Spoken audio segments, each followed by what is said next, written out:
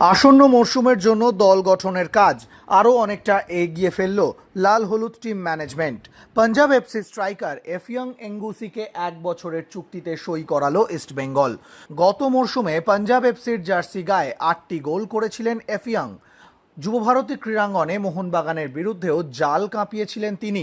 গত মরশুমে দুর্দান্ত ফুটবল খেলে সকলের নজর কাড়া এফিয়ং এবার কলকাতায় আসছেন। লাল হলুদ জার্সি গায়ে চাপিয়ে নজর কাড়ার জন্য মরিয়া তিনি।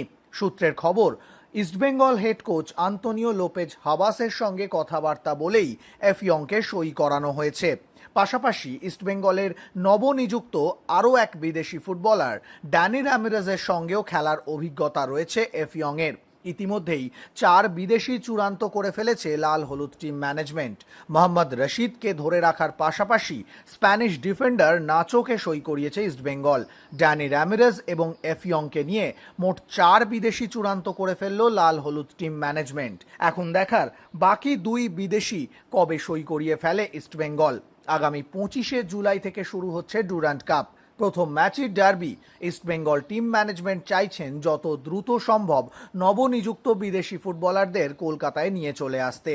সেই সঙ্গে ইস্টবেঙ্গলের হেড কোচ আন্তোনিও লোপেজ হাবাসকেও দ্রুত কলকাতায় নিয়ে আসতে চাইছে ইস্টবেঙ্গল টিম ম্যানেজমেন্ট, যাতে ডার্বির আগে পূর্ণ শক্তি নিয়ে অনুশীলন শুরু করতে পারে ইস্টবেঙ্গল, সেদিকেই নজর দেওয়া হচ্ছে। 2025-26 মরশুমে পাঞ্জাব এফসির জার্সি গায়ে মোট 12টি ম্যাচ খেলেছেন এফিয়ং। 8টি গোল এসেছে তার পা থেকে। এর আগে ইউটা আরাড, ফারগানা, আত্রায়ুর মতো দলে খেলেছেন এফিয়ং। অবশ্যই তার ফুটবল কেরিয়ার খুব একটা জৌলুসপূর্ণ না হলেও এই ফুটবলার যথেষ্ট নৈপুণ্যে ভরপুর। ভারতীয় ফুটবলে ইতিমধ্যেই নিজেকে প্রমাণ করেছেন। এবার ইস্টবেঙ্গল জার্সি গায়ে নিজেকে কতটা প্রমাণ করতে পারেন সেটাই এখন দেখার।